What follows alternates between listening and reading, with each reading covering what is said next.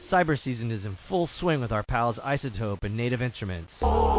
Get huge discounts on everything from Guitar Rig 7, Complete 14 bundles, and one of our favorites here at the Cult and Culture Podcast, Ozone 11 EQ. Go to isotope.com and nativeinstruments.com to feast on the audio goodness. Yum.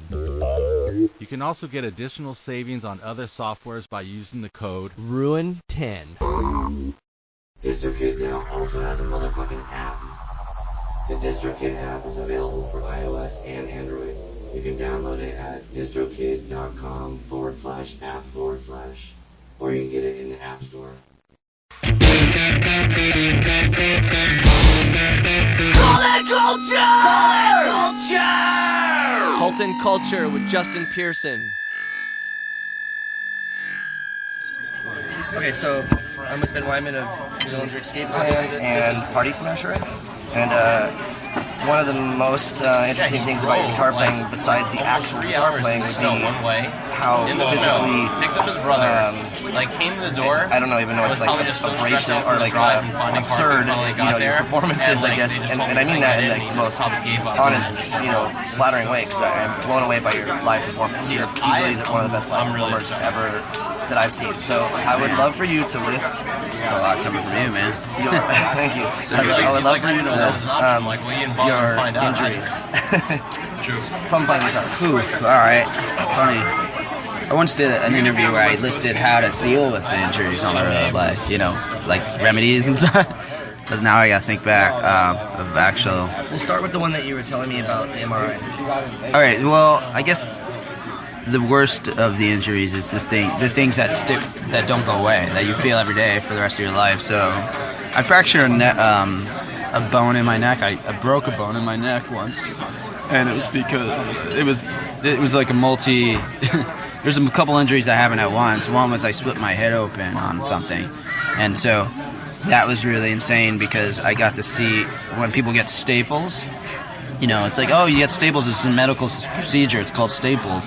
It's literally like a construction stapler, and I was like, they're stapling 7 staples in my skull, and you hear it like, and the dude I was with fainted. He was watching, and he's like, oh, but what happened was that, my neck hurt after that as well, and the doctors kind of blew it off. You'll be better when finished the tour, and then later I went to get checked up for a rotator cuff injury. So I had torn a rotator cuff on stage, swinging myself around. We had such an active touring schedule that you don't really have time to fix anything, because you have to go through extensive physical therapy and sometimes medication and things like that in order to actually take care of yourself. And as you know, when you're in this lifestyle, you never really have time for yourself. People like you and me are always taking care of the band, and the band's on point, but your own life just falls apart, because you're more passionate about your art than you are about taking care of yourself, and so things start to build up. So when I finally went to take care of my arm, they did a full MRI, and CAT scan. They did MRIs, they did, X-rays, they did everything, and they were like, are you a stuntman? And I'm like, why? And they're like, because your MRIs look worse than this guy who just got hit by a truck, and he will never work again. He's out. He's disability. And you're worse. And I'm like, well, what's wrong? She's like, your whole spine and neck are covered in arthritis. They're like, your rotator cuff is torn. 2 pieces of tissue are holding your arm in a socket. That's it. They're like, we have no idea how you even use your arm. They're like, how do you even use your arm? Like, it's falling out. And I'm like, I don't know. I guess I'm lucky. I don't know, man. Really? I was like, my arm's gonna fall out? And then, and they're like, and you have a piece of bone broken off your vertebrae. And they showed me the X-ray, and there's like, they circled it. They're like, see that? That's a piece of your bone just floating in your neck. It probably hurts. And I'm like, yeah, I get migraines and blah, blah, blah. So, and then I've had things. I've broken my wrist. I've broken my nail. I broke my nail once. Even that was the worst of the trauma. Because, I just got a French pedicure and a manicure. Oh, they look so good. But, I broke bones. I broke my foot. I broke fingers.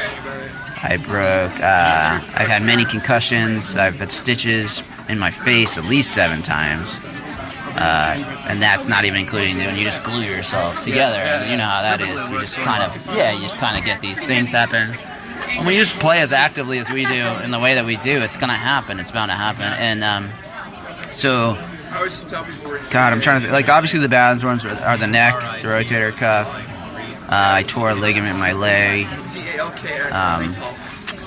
A lot of concussions, stitches. The staples were gnarly. Broke a finger, broke a foot, broke my ribs twice. That was tough. Because, of course, you break your ribs, you're on tour in the winter. They're like, as long as you don't get sick, you're fine, just rest. And, of course, as soon as they say that, you're thinking about it, and you get, like, a cold or a flu, so you're sneezing. But even strumming or breathing or bending over, it hurts your ribs. I broke a rib on tour, too. So you know. It's the worst thing ever. Yeah. It's just so uncomfortable. I'm actually in pain right now interviewing you. Really? Man. But you are too, I'm sure. Don't breathe too hard. No, not for my broken rib, from a back problem. But yeah. So there you go. I mean, we're getting older. You can't hide it. You can't do it. You can't escape it. But we got a lot of things, you know. and the thing that's I think the toughest for is like when we choose this profession, things like healthcare, and they're not as easily accessible at all. And there's no stability in your career, and you're just really truly doing it out of passion. And because we didn't choose it, it chose us. Yeah. So when you choose to put yourself into that kind of situation, bands always tell me, they're like, man, I see you guys perform, it's so cathartic and it's so exciting, and man, I wish we did that, or my guys did that on stage. I wish. I'm like, no, you don't, because now I have to. It's like part of what we do. I don't even know how to do it any other way. That's the weird thing of people's perception is like, oh, I wish I did that. It's like, well, you should just do what you do naturally. Yeah, it should be exactly. The most, honest outcome, I suppose.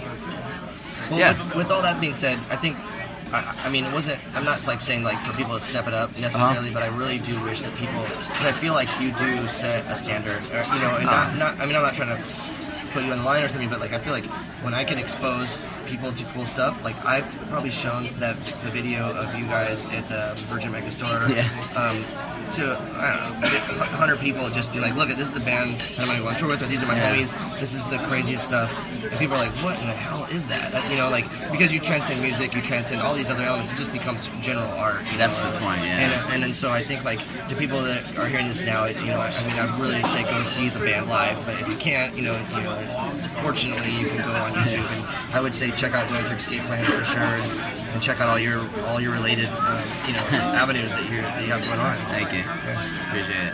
Thanks. That was Cult and Culture with Justin Pearson.